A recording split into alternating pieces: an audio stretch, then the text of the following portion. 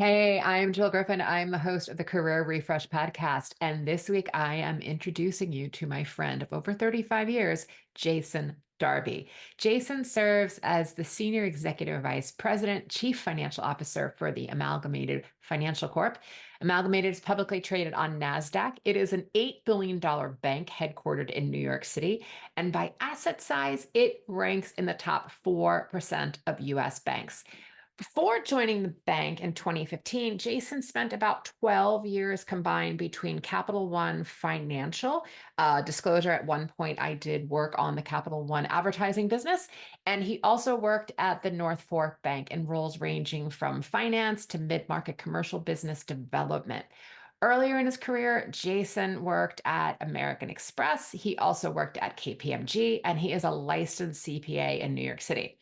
Jason played NCAA hockey in college and holds an MBA from the University of Pittsburgh. You will hear how that training as a hockey player comes in both his mindset, his grit, his resilience, and how he learned to trust his gut and then apply that to his career. He is married and has three children. In this episode, we talk about how Jason approached change and uncertainty throughout his career, how he leveraged his network, and again, that hockey training to trust his gut and not overthink decisions. We also talk about the value of storytelling in our careers and how to leverage transferable skills. Building that network is another key point of what we discussed today. We discussed the importance of internships, and Jason has been a huge champion of young talent and making sure that they are getting the appropriate training they need as they start out in the job market. Jason shares the impactful program that he and his colleagues at Amalgamated created with Northeastern University. And I'm going to tell you, friends, leaders everywhere are going to want to copy and scale this program. So grab that notes app. Listen in. There's a lot of great pearls in this. And as always, friends, embrace possibility, stay curious, and be kind. Jason, welcome. I'm glad that you are here. Thanks, Jill. It's so good to see you, and thanks for having me. What I didn't say to everyone in the intro is that Jason and I went to university together. We also went to high school together. So we've known each other for a very, very long time, many years of the bond of friendship, living and going through school together for so long. So I always ask everyone who comes on the show, Jason, to take us back and tell us what you think you wanted to be when you grew up. What a difficult question. The only way I can answer that is I really never knew what I wanted to be growing up, but like every other kid, I was influenced by TV shows. And one of my favorite shows when I was a younger kid was Family Ties. And I naturally had an affinity for Alex P. Oh my Keaton. God, you're so Alex too. I love. Revealed. But Alex P. Keaton was very interested in the world of money and banking, and that was really maybe the main influence for myself in terms of where I thought I might end up if I Mm, wasn't a professional hockey player. And as I got further and further along in my hockey career, I started to realize that wasn't going to happen. mm. And then I started becoming a little bit more focused on, well, how would I track into that business world? And that's when I started thinking about what I would major in college. And that was really the track that I took. Hmm. I love that you've said to me before that studying accounting was the language of business.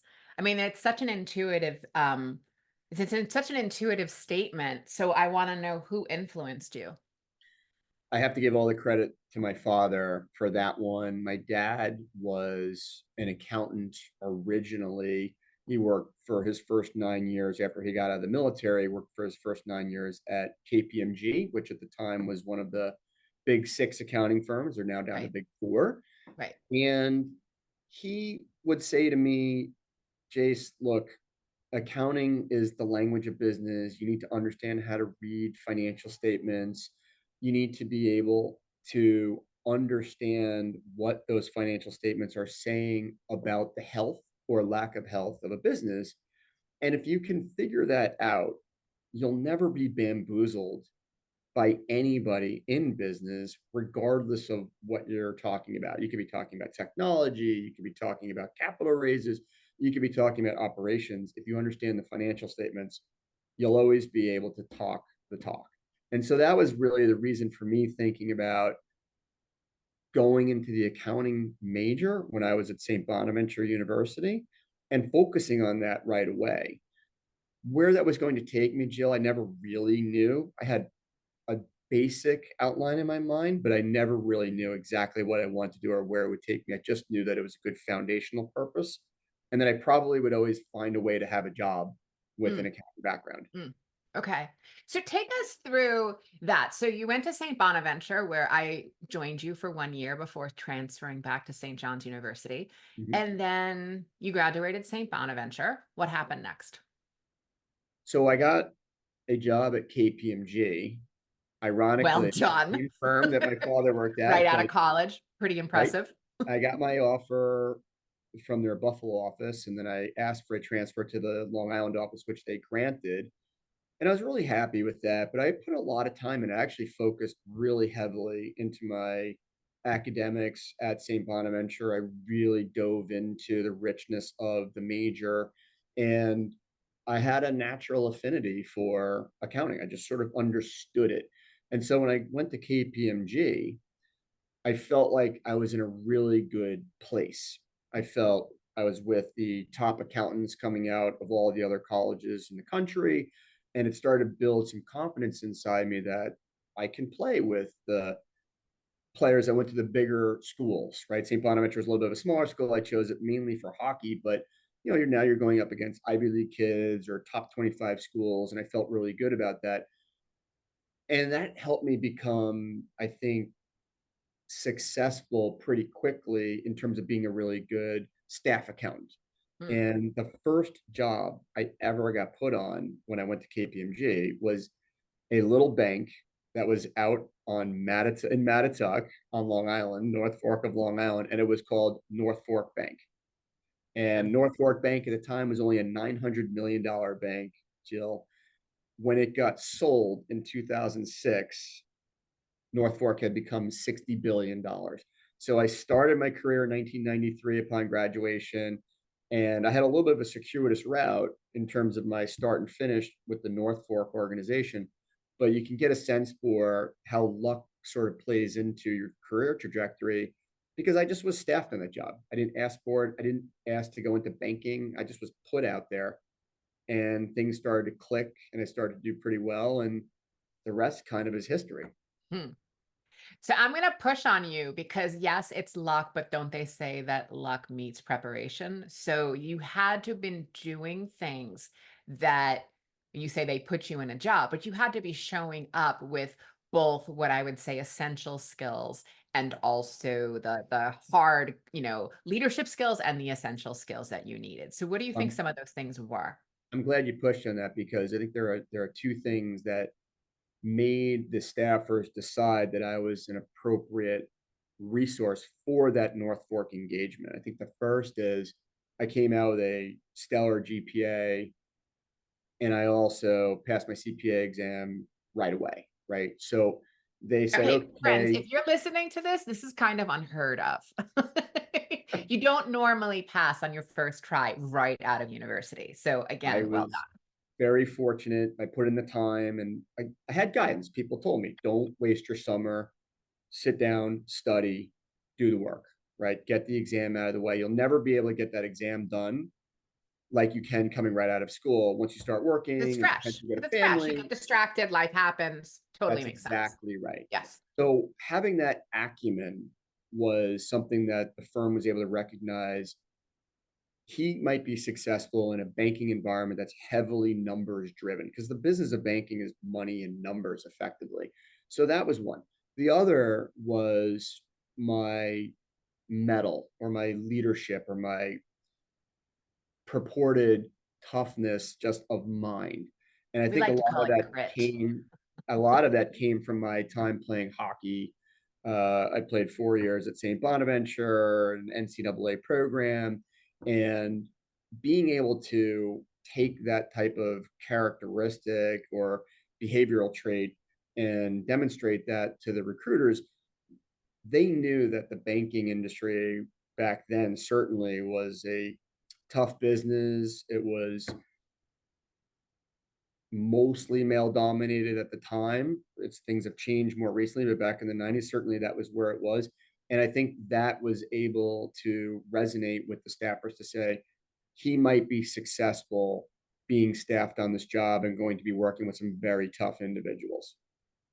So it's the training from being a college level NCAA hockey player that also added to the grit and the resilience and the mindset, in addition to sharpening your skills, right? Iron sharpens iron. So you were doing skills. And I love again the way that you were instructed to not waste the summer and just go right in and sit for the exam so that you everything was sharper. It would be much harder for many to have taken the pause and then get back into sitting for the exam, a couple of months later. I think you're exactly right. And that was, if you go back, I'm 21 years old at that point in time.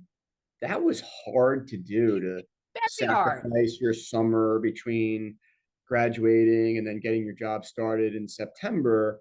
But things started to click for me in my own mind about what the future was going to look like, or what I needed to do to be able to create as many options for myself as possible. And the first one really was go and get that CPA exam, put aside some personal wants and go after the things that I need. And then in time, I'll probably be able to recover those wants 10x. And Right. so that mindset started to develop in me fairly early. A little bit of it was luck, but also a little bit was very much something that was inside of me that just needed to be brought out and start to become more adult. Yeah. Really, really helpful. So take us forward. So you went from North Fork Bank. Is that when you then went to Cap One Financial? So yeah, if I fast forwarded, I ran through North Fork Bank as either an auditor or as a employee for the next 13 or so years, up to the point where Capital One came in and purchased North Fork. So at that point in time was my first moment dealing with uncertainty of where my career was going next. I'd been with North Fork for a long time. Next thing you know, you get acquired by a much bigger organization. And typically, when those things happen, there's job eliminations, and many people don't survive in the new company. And I was very fortunate to have been positioned where I was just underneath that senior executive layer. I was an up and comer, but I hadn't really got to that other layer. So I was looked at as a valuable resource to be added to the Capital One The team, not workhorse. Yeah. somebody that would be eliminated to try to save salary money or something along those lines. So the timing of it worked out really nicely for me.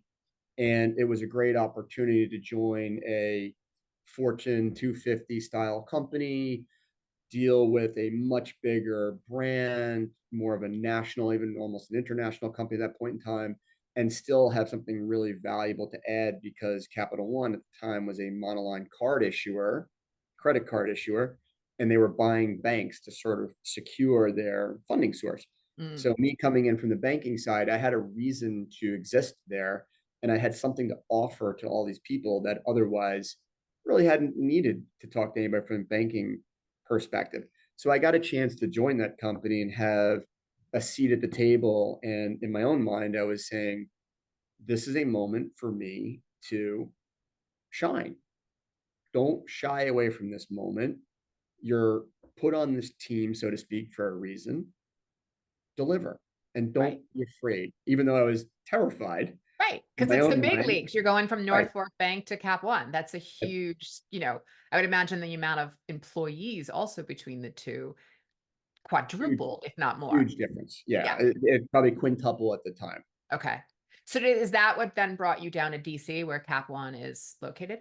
Yes. So Capital One, their headquarters is in McLean. Now, I spent the first 3 years when I was with Capital One up in the New York area and really helping out the New York bank side. But this becomes a really interesting thing, Jill, which is the opportunity to relocate down to Washington, D.C. was also an opportunity to change the overall job that I was doing. So they didn't just say, hey, Jason, come do the same thing you're doing here in New York and bring it to Washington. They said, we've got an opportunity to revitalize the DC market for middle market banking on the production side. Do you want to do it? You've done a good job organizing and delivering results in the financial job roles you've had with us. How about moving over to the production side and being a salesperson, if you will, and coming down to DC and helping us in that market? So talk about scary, Jill, because now it's like, hey, change the job that you've been doing for the last 13 or 14 years, maybe 15 years. And by the way, move out of market and try to do that. So what transferable skills between being on, I'm going to say it, the money side, the math side, into going into product and sales side? What transferable skills could you articulate for our listeners so that they can also hear how skills can be transferred? It really was the problem solving skill and the communication skill. So if I break it down, the problem solving, in the end, you're still dealing with money. The customer now is trying to secure a loan. The customer wants to do something with their available liquidity. How are you going to run an analysis against that to make sure that the customer is getting the best product or the best options that are available to them? So taking that financial acumen and bringing it over to the customer was extremely valuable. The other thing, though, Jill, was communication skills. In the end, I started to realize whether I was trying to be persuasive internally with an operations meeting or with a finance meeting, or externally when talking to a customer, you're still using that communication tool the same way. It's just positioned or pointed differently. It's And so storytelling. it's storytelling, it's exactly right. And it's also an ability to get people to like you and want to work with you. And those things are teachable, they're trainable. I think you have a natural affinity for being personal, and some people are better at that than others, but I've seen lots of great introverts that find their outer lion. They might be super uncomfortable inside doing it, but they look so comfortable and smooth when they're actually at work doing their thing. And so for me, I was like, I really want to know what it's like to keep the lights on. I really want to know what it's like to be on the front line and deal with customers. I really want to know what it's like to have to compete to get this business instead of looking at the numbers on the back end and say, wow, this is production. This is looks great. We should do more of this. Now you're out on the front line. You're seeing how that actually happened.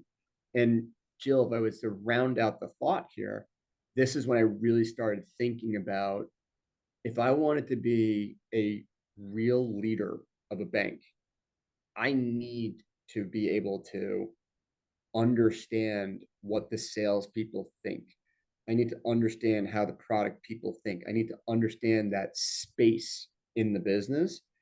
And that's why I took the gamble of leaving what would be a very safe and secure path. And I probably could have been pretty successful if I just continued doing that and moving over to something that was very unsafe, but yet created a tremendous building block for my overall career path.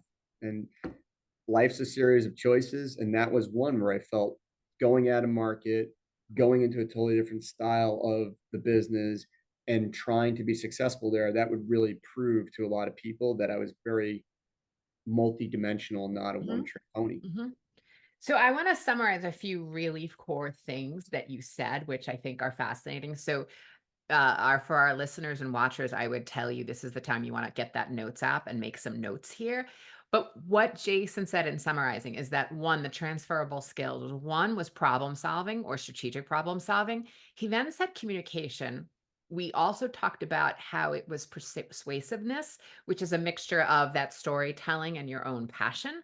He talked about liking people, which is the ability to win them over and trying to find common ways in which you can relate to others to create that level of influence. We mentioned the storytelling. He didn't say the word curiosity, but he is really talking about being curious about understanding what all different sides of the table are doing within, I'll call it the supply chain. I know it's not technically the supply chain, but I would say within all the people that are in there, understanding how it all works. And then you summed up beautifully by saying that you said in order to be a leader, you realized that you needed the understanding of all sides of the table to understand not only that it's a different customer now, right? It's probably a mixture of both commercial and consumer customers, in addition to going from just the number side to taking the base level of the money and the numbers of what you're doing and applying it to a sale and applying it to providing a strategic solution to whatever your customers are looking for.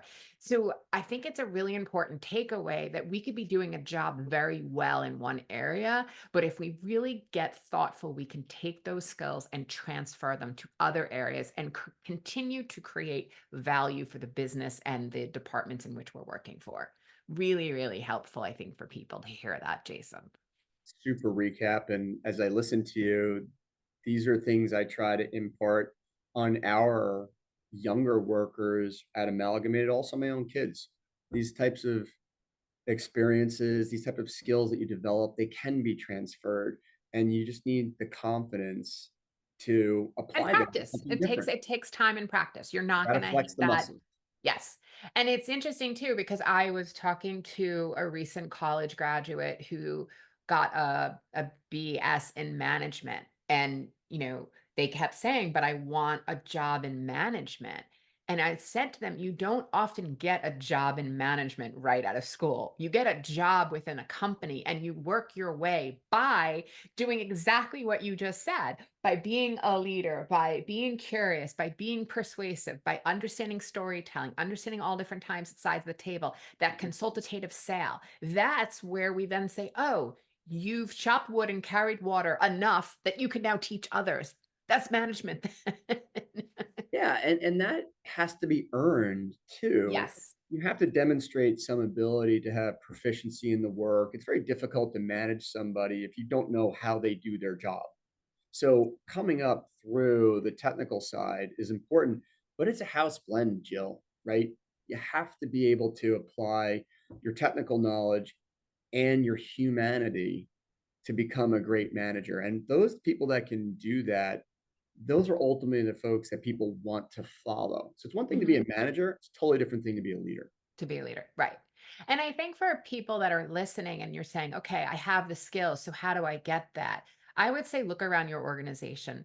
They may be in senior roles, but they got to those senior roles most of the time they got there because of their ability to work both sides of it, their ability to be proficient in their skill, but also have what we would say those are those essential, formerly called soft skills from the military. It's actually essential skills, those essential skills of understanding, relating to others, storytelling, strategy, conversations, hearing, right? Using it proportionally, two ears, one mouth, use them proportionally, and listening.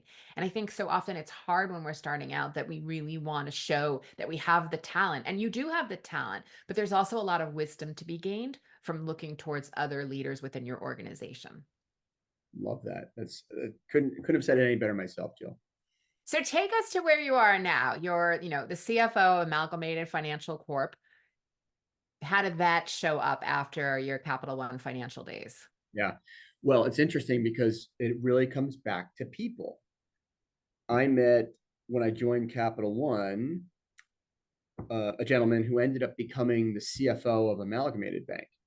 And so through his trails, he became the CFO back in 2015 of Amalgamated Bank. I was still at Capital One. And he calls me up and he says, Jason, I need a chief accounting officer. And I said, I haven't done accounting in probably 10 years. I don't think I could do the job. And he said, nope, you can do the job. I've seen you. We've worked together for a long time. Come do it. And I looked at Amalgamated Bank. It was a $3.8 billion bank at the time. I'm coming from a $300 billion company like Capital One, but purpose started to really move to the forefront of my life at that point in time. I'm roughly 42 years old, 43 years old, somewhere in that range, Jill. And Amalgamated has a very mission oriented franchise, very values based. We could talk more about that in a moment. but I sort of said, what a great opportunity for me to join a company that's going to mirror the things that I care about most, be around people that think similarly in terms of a value proposition, but also give me this chance to have a true bird's eye view of the company and start to really insert myself into a strategic management position. So when they were offering me the chief accounting officer job, and I confess I did turn it down a couple of times before I finally joined, the idea there was chief accounting officer at a bank is really a top five job, certainly a top five in finance. And that had a lot of value to me in terms of how I would see my career continuing. But Jill, and I still do this today, I sought advice from other people. I went out, I talked to my dad, I talked to a partner that I used to work for at KPMG 12 years ago and said, what do you think of this? And I talked to one of my best friends from grad school who had gone on to become a CFO, very young age, super smart guy. And all those data points went into me being able to make what I felt was a very informed decision and the right one. And I use my gut, Jill, to really determine if I'm making the right decision. I do not spend time overthinking things, and I don't Mhm. spend time thinking what I could have done. Once I make my choice, I go. And when I made the call to say I'm going to join Amalgamated Bank, I felt really good about it. And Mm, that really helped me step into this role and own it, as mm. opposed to having one foot out the door. Maybe I didn't make this right choice or be thinking with negativity. It was really about positive intent and then deciding, okay, I haven't been an accountant for 10 years. I've never been a chief accounting officer of a bank. Let's go do this. Right. And I won't say that there wasn't stress involved. There certainly was. And but to me, that's a motivator. That's something I internalized as a way to really put my head into something and feel really good about what I was trying to do. So again, I'm going to, I'm going to summarize that. So what I'm hearing again between what you said and what you didn't say is one, you built a relationship with someone that when they moved to another company, you had kept some level of reciprocity in that relationship. So they called you up and said, "Hey, Jason, come over here. I think you've got the talent and you can do this job," right? So that I think is really important. You then told me you sought advisors, which is doubling down on, yes, you spoke to your dad, but you said you spoke to a former partner, you spoke to a friend who was a CFO, which is not only creating those trusted relationships, but it's maintaining them. And I think what COVID did for a lot of us in the junior level is that it broke those bonds because we were suddenly working from home or working remotely and we weren't building up those networks. I talk to people all the time, around that have more experience. And one of the things that has, carried me through my career is the strength of my networking and networking. And maybe you don't need it in your 20s. I would say you do, but you're definitely going to need it throughout your career. So you also said that. And then I loved how you said you made an informed decision, that you did not overthink, that you made the choice and go. You trusted your gut. So what it also tells me is that you had your own back. You looked at your data, which was a mixture of qualitative and quantitative facts. You then made a decision.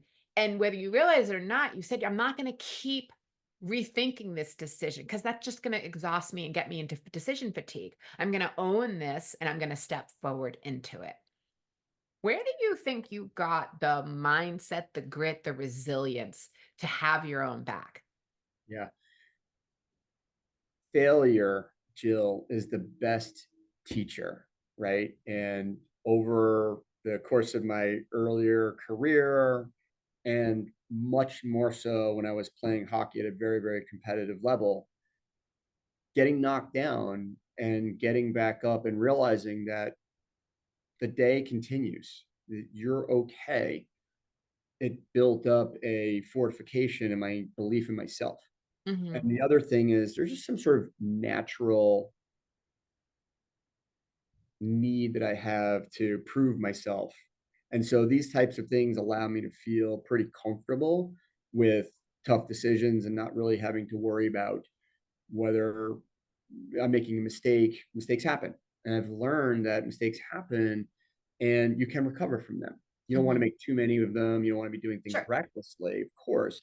But I think just But failure is not the appreciating end. It's just one less way something's gonna work. You're like, "All right, that's that doesn't work that way." And look, that's correct. it might hurt more than all right. It might be a bigger failure, but you absolutely can bounce back from that. It stings, but, I wish more kids today would actually be allowed to experience failure and go through the emotional ride of what that really does for you, because your ability to process that, your ability to learn to look into yourself, the ability for you to find your own sense of resilience, which is hard to do. It's an intangible. It's not like, oh, I found that. Let me put it over here and put it on my shelf. It's just, it's there. Right. But you can't really get that. It's almost like confidence being earned. You just can't get it until you earn it. And sometimes if you're denied the feeling of failure, the feeling of rejection, later on in life, when it does happen to you, and there's more at stake, your ability to process it might not be what it needs to be. Yeah. So I think that just that overall accumulation of experience in my earlier life and my earlier work career helped me with all that. But going back real quick, I was in competitive sports from a very, very early age. So I was in these team-based settings. I was in these competitive settings my whole youthful life. And so being around high level people or high level players, high level kids at that time made me think of, well, what do I need to do to play at that level? So I started to build up that type of mindset, but also not being included in certain things that they were because they were just better and deserved it more than I did. That gave me that perseverance, like, no, I'm going to put the work in and the next time I'm going to get it. And Jill, I did. Mhm. So I put the work in, and the next time I showed up for a tryout or for a competition, I either made that team or I won the competition. And those things I was able to just talk away and say, okay, it's a building block in life. And I Right. You have relearn you these have an things, experience you can tap back into as proof you did it before. You could probably figure it out again.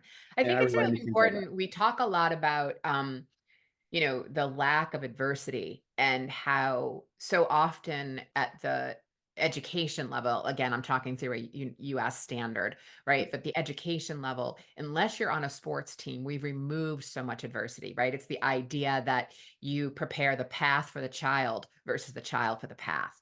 And Yep. that adversity is so important. And at the school level, failure is bad. Failure is like treated as if it's really bad versus when you leave the education or the academic system and then you go out onto your own into your career, or if you're even starting your own thing, it's those failures, to your point, that you actually start to learn from. Or if you're in a sports team, you're going to learn that it's those failures that you actually learn from. So we can't be teaching people to be afraid of failure. I'm not saying it doesn't suck. I'm not saying it's comfortable, but it's something that you can absolutely get through.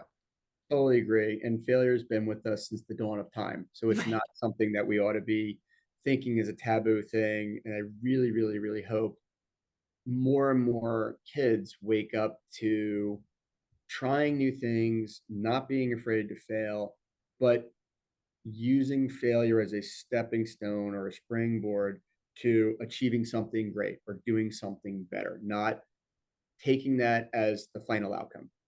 Right. I want to come back to the work you are doing now at Amalgamated, but before I do that, I want to know from you, what do you think was harder than you thought? We're talking a lot about, you know, you being able to strategically leverage both your own education and understanding of proficiency of accounting, and then also your relationships. But talk about some of the challenges that you faced along the way, or a challenge that you faced along the way. There's so many, Jill, that it's hard to say there's any one particular thing. But I think the biggest hurdle that I had to overcome or that I continuously encountered was my own lack of patience. I Mm, hadn't really mastered control of my own mind and my own wants. And I really think it's what ultimately got me over the hump from chief accounting officer to now chief financial officer and the number two position in a public company. I needed to take a step back and realize that the harder I pushed for something, or the more I wanted something, the further it would get away from me, or the more elusive it would become to my grasp. And then I started to realize, be comfortable where you're at, be happy with what you're doing, and let things come to you. And as I started to do that, and I didn't go to any training session or any coach, but in my own mind, I just started going, what I'm doing isn't going to take me to the next level. I've almost maxed out in where I'm going to go. I could feel it. And Mm, as I became a little more receptive to just what was happening, then things started to come to me. And what I also found, Jill, was I was much more calm, mm, in which case I was able to articulate my thoughts much more rationally. If something didn't go my way in a meeting, or I didn't win my persuasive argument like I thought I should have, I realized there was going to be another chance. And I didn't dwell on that. I didn't let that become a self fulfilling prophecy. So, overcoming my own ambitions and my own sense of impatience was probably the hardest thing I had to do. And it was the most difficult thing I dealt with mm. throughout my entire career. If something didn't go my way, I wasn't loving that for a little while, or I couldn't Right. figure out, well, why not me? And then it was a little bit of anti how I was always thinking about trying to not allow failure to stop me. But at the same time, I wanted to get there so fast that it was stopping me from getting where I actually wanted to go. So that's a little abstract, but I think it's really important to communicate that in a way that says there wasn't a obstacle I had to overcome other than what was inside of me. It's our my own mindset. Yeah.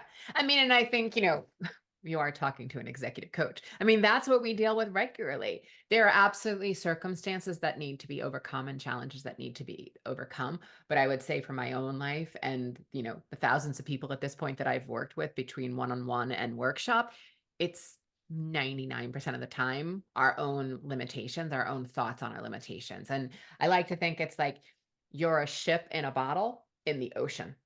Like, you think you can see everything, but you actually can't because you're in the Right. bottle. It just looks that way. We have to bust through that bottle, that glass bottle, so that the ship can release and actually be out there and see what's possible. But I'm going to we're start using limited. that.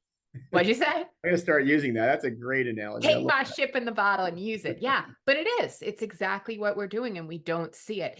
And it comes back to, look, not everyone's going to work with a coach. I would encourage you, whether it's an athletic coach, whether it's a mindset coach, whether executive coach, in somewhere in your career, the investments that I've done in that is paid off tenfold. But the idea that you are listening and then at least reading some of the greats that are talking about how to manage your mind and that mindset. And really what you're talking about, when you're saying that impatience is that dopamine response. Our brain, dopamine is the drug of more, right? Okay, it's a hormone, blah, blah, blah, fine. But it's the it. drug of more and it keeps wanting and wanting and wanting.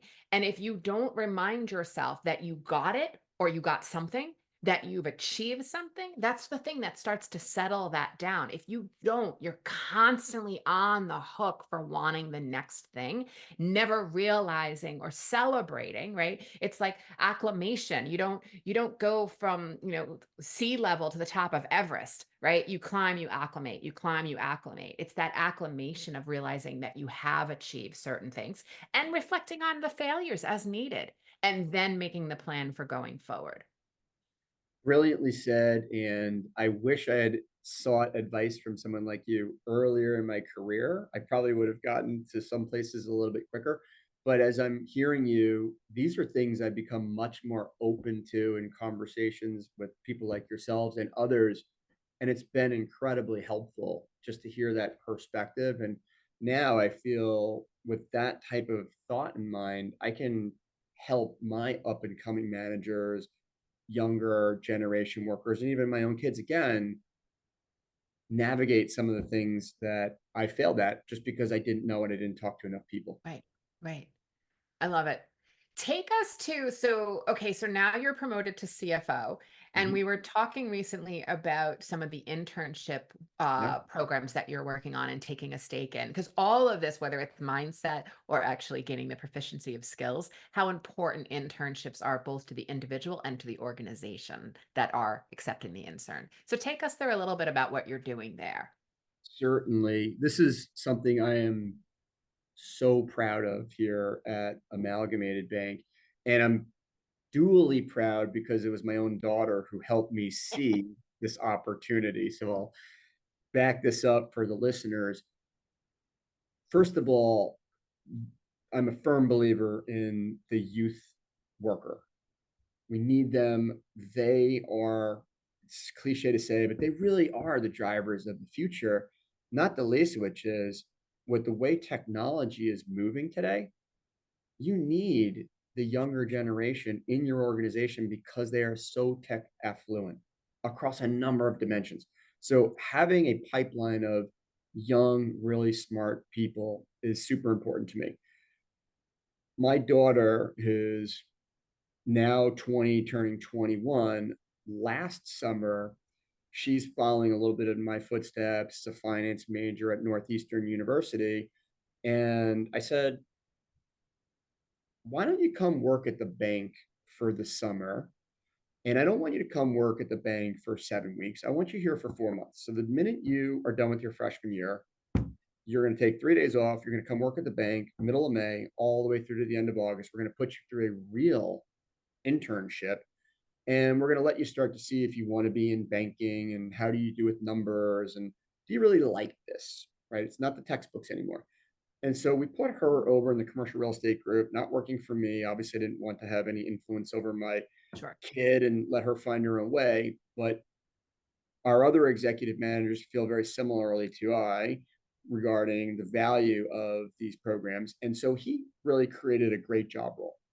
And she drove a truck through it, just nailed it. And started getting a lot of great feedback from the managers over in the real estate division saying, this intern is my daughter, but this intern is actually working like a full-time employee and is doing her own credit reviews at this point. It was really cool, Jill. Yeah. And she then said to me, well, Dad, this is sort of my version of a co-op for Northeastern. I said, well, what are you talking about? What's a co-op? And of course, she's in college. I should know this because I'm, helping her go to college. I should have done this myself. So she's like informing me. But she said, no, Northeastern, they send students out into the workforce for a full semester. They don't go to class at all. They go to work Mm. and they work 5 days a week, 7, 8 hours a day, whatever it is. And it's 4 to 6 months. And I went like, holy smoke, why are we not in this program? So I went to my chief of staff, Maria Samonello, who's brilliant. And I just said, hey, can you dig into this? And her and my daughter took the initiative, got together with Northeastern, and two things happened. Number one, Northeastern said, whoa, we'd love to have a New York bank be in our job market. Yeah. Number two, the value proposition that Amalgamated has for its purpose, its mission, really aligned with what Northeastern's value and mission is as well. So there was a instant connection between our company and Northeastern, which created this great marketing vibe and marketing pipeline. So from that summer job that wasn't part of Northeastern's co-op program last summer, this summer we have 9 Northeastern co-ops rolling through, and they come in every 4 to 6 months. So we've actually created full-time jobs that are manned or occupied by It's like job interns. sharing. It's one job that gets rotated in and out across multiple Bingo, students. I love it. You know, you're going bingo. to have other universities. They're going to be calling you now. It's amazing. We actually have to open up some intern roles for other universities because the Northeastern kids, they hit us with hundreds of resumes and really qualified kids, but we want to make sure we have some other opportunities from other Yeah. universities. But what was really great is just that program has taken off, and now it's across the entire organization. So whether it's finance, real estate, operations, risk, HR, all of them have some form of a co-op internship, and I'm super proud of that. So Mm. much so that we have them come and do a full-blown presentation near the end of their internship as to what they work on. And now our CEO, Priscilla, myself, several of the other executive slate, we all sit in on these and actively engage. And the kids love it because they feel valued. They've got a job where they actually matter.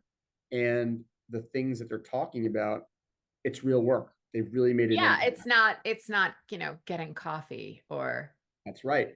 That's the filling thing. waiting for somebody to give you work. You That's right. actually have a So job. if you have an intern for 7 weeks, hard to really dig in with them. You got to spend 3, 4 weeks getting them up and running, and then they're out in 4. We do these 4 to 6 month internships. These kids come in and they got jobs. And we love it. We think it's a great thing. And then it creates still a pipeline for us to be able to come back and say, Oh, you did a yeah. really good job. When you graduate, you want to work for us. And we've had Yeah. one so far that we think is going to come join us full time. It's incredible. And even if employment doesn't come out of it, they have 4 to 6 months of legitimate experience now on their resume in a field that they may wanna go into. And talking about the opportunity to be a leader as opposed to a manager, we actively say, send me your resume. We want to help you write the marketing points Mm, on your resume as to what you did. And I can only tell you from experience with my own daughter, I helped her write some of hers, and it has parlayed into a job at Ray J as an investment banking analyst for next that's summer. Raymond James for everybody listening. Thank you, right? Little So inside that's, baseball, sorry. yeah, there you go. And that's like a top job in finance, right? So being able to Sure. do that, she was able to get the experience out of Amalgamated that she needed. Excuse me, Joe. And we're doing the same thing now with the others, right? Don't waste the opportunity to market yourselves appropriately. You're being exposed to C-suite executives on a daily basis. You're doing the work of a full-time uh, Employee. staff person, full-time Yeah. employee. You've got presentations to committees. Market that. Yes. And we tell the interns all the time, don't treat your resume as just a fact block and overwhelm people with a lot of data points. Market yourself. It's a great opportunity for you to share a story about what you did and give them just enough so they can ask you questions about it that you can answer articulately and really fill out the story. And Yeah. we're seeing more and more of these interns that have worked with us really be successful as they move on Yeah. and take some of the tips that they've learned here. Yeah. Listeners of this show know that I always talk about that your resume is a marketing document in which you are the product and that your LinkedIn profile is sort of the sales campaign. It's both. You have to work both sides of that. So as we start to come to a close, I want, you've mentioned a couple of times the values and the mission of Amalgamated and the work that you're doing. And it's also a certified B Corp, which is, I mean, from my point of view, not very common for a financial corporation. So talk a little bit more about that and where you see your work there going. Yeah. It really is the raison d'etre for Amalgamated. Banking is a very commoditized business, Jill, as you probably know. You can go to any bank, get a loan, get a checking account. It's now moving much more towards purpose. What is my money doing at this institution when I'm not using it? The banks are taking it, they're doing something with it. What's it doing? We're finding that a mission based, values aligned organization or bank has a real calling card. And when you mentioned B Corp, I think that's super. We're thinking about ourselves, and the B Corp really puts an exclamation point on accountability to stakeholders that are not just shareholders. Explain to people what a B Corp is. So B Corp effectively is a badge, if you will, or a marker that says you are now placing a ranked accountability on yourselves for transparency along environmental, social, governing, or climate related disclosure. So you're going to open book and say, That's the these are the ESG that he's things. talking about, people. Correct.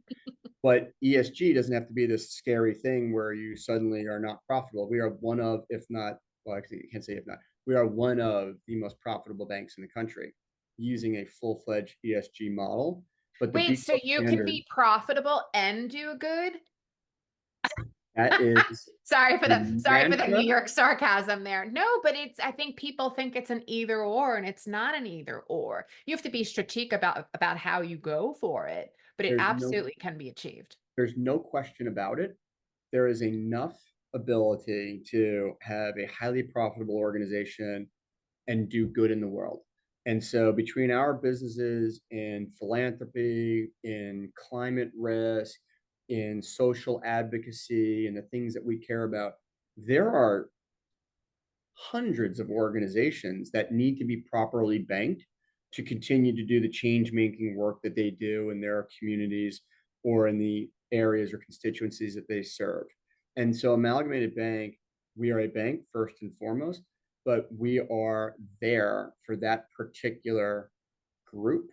And we're unabashed about doing that. But at the same time, we know that if we run our bank smartly and we do things wisely with our capital, it can be a great return for our shareholders and other stakeholders.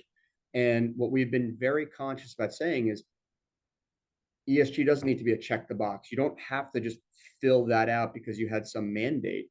You can invest in Amalgamated Bank and get better than market rate returns. And it's proven to be a great experiment coming out in successful reality.